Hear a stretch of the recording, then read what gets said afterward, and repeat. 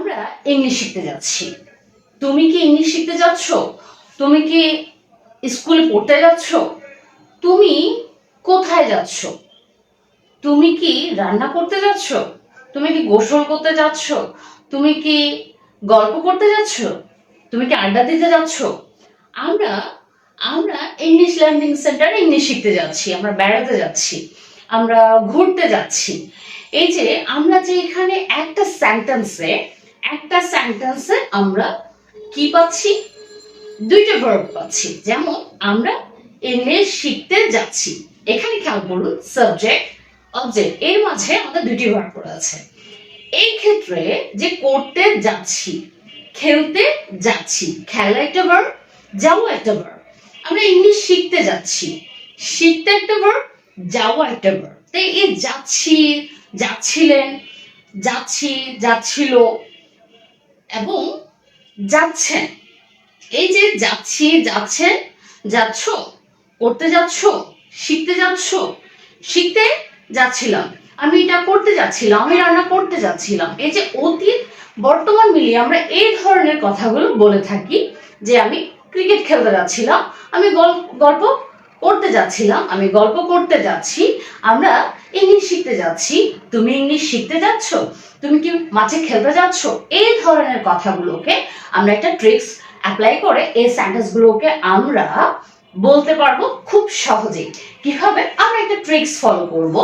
কিভাবে এই ধরনের যাচ্ছি, যাচ্ছে, যাচ্ছিলে দুটি ভার্ব মিলিয়ে যাচ্ছিলাম, পড়তে যাচ্ছিলাম, খেলতে যাচ্ছিলাম, দেখতে যাচ্ছিলাম, তুমি দেখতে যাচ্ছিলে, তুমি করতে যাচ্ছিলে, তুমি করতে যাচ্ছ, এই ধরনের কথাগুলোকে একটা ট্রিক্স এর আওতায় এনে আমরা অনর্গল ইংলিশে কথা সাজিয়ে নিতে পারবো। সো এই ট্রিক্সটা আমরা দেখি। কোনো কিছু করতে যাচ্ছি, যাচ্ছে, যাচ্ছিলেন, যেটা আমি বলেছি একটা সেন্টেন্স আমরা দুইটা ভার্ব পাচ্ছি। তাহলে সেই সেন্টেন্সটাকে আমরা কিভাবে করব?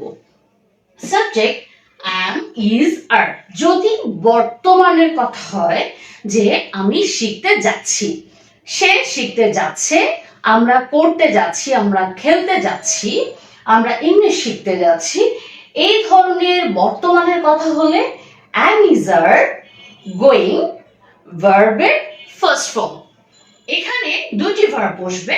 প্রথম ভার্বটা অবশ্যই এই যে যাচ্ছ, তুমি শিখতে যাচ্ছ, তুমি খেলতে যাচ্ছ, আমরা খেতে যাচ্ছি, আমি রান্না করতে যাচ্ছি, তাহলে পুরোটাই যাচ্ছি। এখানে আমরা দেখব এটা গোয়িং, যেহেতু যাওয়া আছে, সো এটা খুব সহজ। আমি যদি বললাম আমি যাচ্ছিলাম, আমি করছিলাম, যেটা আমরা প্রেজেন্ট কন্টিনিউয়াসে করি, আর এটা হলো পাস্ট কন্টিনিউয়াসে করি। একটু খেয়াল করবেন, খুব সহজ এটা মনে রাখা যায়। প্রেজেন্ট কন্টিনিউয়াসের subject auxiliary verb am is are এর সাথে আমরা যাওয়া অর্থে বোঝালে গোর সাথে আইএনজি দিচ্ছি। কিন্তু যখন পরবর্তী একটি কাজের কথা বলি, সেই ক্ষেত্রে আমরা টু দিয়ে ভার্বটা বসাতে পারি ভার্বের first form. So am is are going ভার্বের ফার্স্ট ফর্ম বসবে, ইত্যাদি বসবে। আর যদি অতীতের হয়, সেটা হবে past continuous, subject was were going ভার্বের ফার্স্ট ফর্ম, অবজেক্ট বা এক্সটেনশন বসে যাবে। যেমন এখানে আমরা একটা উদাহরণ, এখানে আমরা স্ট্রাকচারটাকে মাথায় রাখার এত প্যারা নিব না, খুব সহজে করতে যাচ্ছি am is are going, কি করতে যাচ্ছি? রান্না করতে, to cook। যেমন এখানে আমি এখন এক্সপ্লেনেশন বলে উদাহরণটা লিখিনি, কিন্তু আপনাদেরকে অনেক বোঝানোর চেষ্টা করছি।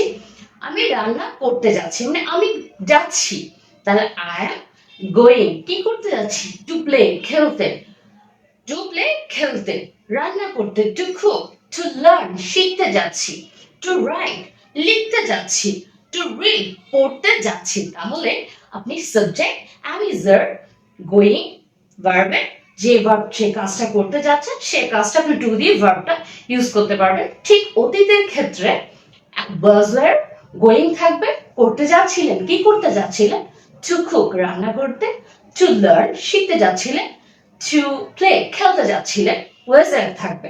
সো আমি কিন্তু অনেক কথা বলে বুঝিয়ে ফেলেছি, আশা করি যারা রয়েছেন তারা বুঝেছেন, বাট আমি দুইটা উদাহরণ করে দেখাচ্ছি। উদাহরণটা হলো আমি রান্না করতে যাচ্ছি। এখানে আমি যদি বলি I, স্ট্রাকচার অনুসারে I am going, I am going কি কি করতে যাচ্ছি, I am going to cook, I am going to cook. তারা ফুটবল খেলতে যাচ্ছে, তারা, দে আর গোয়িং, তারা যাচ্ছে। এখানে খেয়াল করুন, আমি যদি সেন্টেন্সটা দে আর গোয়িং দিই, তারা যাচ্ছে, প্রেজেন্ট কন্টিনিউয়াস, কি করতে যাচ্ছে, খেলতে যাচ্ছে, টু প্লে। এই পার্টটা ছাড়াও এই সেন্টেন্সটা কিন্তু কারেক্ট। দে আর গোয়িং, তারা যাচ্ছে কি করতে, টু প্লে। আমি কিন্তু একটা স্ট্রাকচার দিয়ে আরো বানাতে পারবো, কিভাবে একটু খেয়াল করুন। যেমন আমরা এখানে দুটো লাইনে প্র্যাকটিস করেছি, দুটো লাইন দিয়ে প্র্যাকটিস করেছি। এখন আমি একটা লাইনে ভার্ব চেঞ্জ করে অনেক ধরনের কথা বলতে পারবো। সেটা কিভাবে? যেমন উই আর গোয়িং, যাচ্ছি। এবার আপনি ভার্ব চেঞ্জ করে দিচ্ছেন, কি করতে যাচ্ছেন, আমরা যাচ্ছি টু প্লে, খেলতে যাচ্ছি, যদি প্লে না দিয়ে কুক, আমি যাচ্ছি টু কুক, রান্না করতে, আমি যাচ্ছি read, we are going to read, পড়তে যাচ্ছি। আপনি এখানে চাইলে রিড না দিয়ে রাইট, আমি যাচ্ছি right, we are going to right, আমরা লিখতে যাচ্ছি। এখানে আরো ভার্ব যোগ করে আপনি অনেক সেন্টেন্স ক্রিয়েট করতে পারবেন। আবার এই লাইনে উই ছাড়া দে, আই, হি, শি, এবং এটাকে আবার প্রশ্ন করা যাচ্ছে, আর উই গোয়িং টু রিড, আমরা কি লিখতে যাচ্ছি, আর উই গোয়িং টু প্লে, আমরা কি খেলতে যাচ্ছি, আর উই গোয়িং টু রিড, আমরা কি পড়তে যাচ্ছি, আর উই গোয়িং টু লার্ন, আমরা শিখতে যাচ্ছি। যদি আমি বলি আমরা কি শিখতে যাচ্ছি, আমরা কোথায় শিখতে যাচ্ছি, where are we going to learn, আমরা কোথায় শিখতে যাচ্ছি। এইভাবে আপনি একটা সেন্টেন্সে প্রথমে একটা ট্রিক্স অ্যাপ্লাই করবেন, একটা ট্রিক্স অ্যাপ্লাই করে, যেমন এই ট্রিক্সটা অ্যাপ্লাই করার পরে আপনি ভার্বটা চেঞ্জ করে দিবেন, তাহলে একটা সেন্টেন্সে আপনি অনেক কথা পাচ্ছেন ভার্বটা চেঞ্জ করে দিয়ে। To play, to write, to read, to cook, to learn, to visit, to dance, to sing, এভাবে আপনি ভার্বটা চেঞ্জ করে একটা সেন্টেন্সে অনেকগুলো সেন্টেন্স ক্রিয়েট করতে পারছেন। দ্বিতীয়ত, এখানে আপনি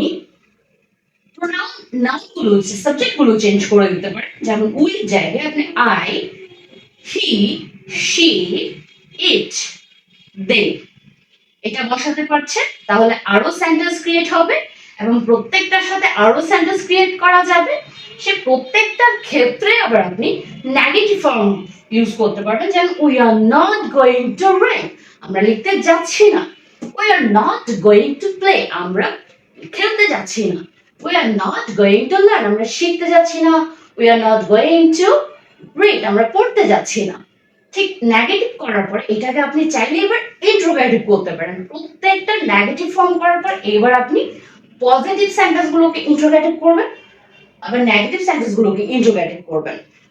এভাবে আপনি একটা ট্রিক্সের অনেকগুলো ব্যবহার করতে পারছেন। এবং নাম্বার 4 হলো আপনি প্রত্যেকটার সাথে ডব্লিউএস কোয়েশ্চেন গুলো কিভাবে ব্যবহার করে আরো সেন্টেন্স ক্রিয়েট করতে পারেন। যেমন আপনি what, where, which, who, how, এভাবে আপনি ব্যবহার করে আরো সেন্টেন্স ক্রিয়েট করা যাচ্ছে। তার মানে আপনি একটা ট্রিক্সের চাইলে আপনি 50-এর উপরে সেন্টেন্স ক্রিয়েট করে সেটা প্র্যাকটিস করে আপনার মুখের স্পিডটা বাড়াতে পারেন, স্পোকেনটা আরো ঝালাই হবে।